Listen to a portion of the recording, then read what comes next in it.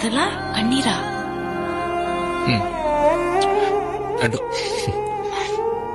இந்த உலகத்திலே சுருக்கமான காதல் கதை இதுதான்.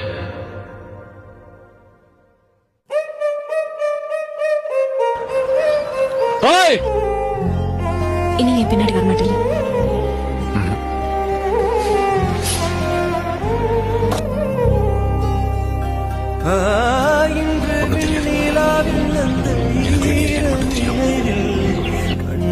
தவிப்பதேனோ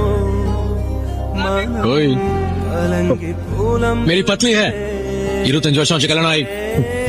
கூந்தல் நெளிவில் எழில் கோலச்சரிவில் என்ன விட்டுட்டு போன எழில் கோலச்சரிவில் கருவம் அழிந்ததடி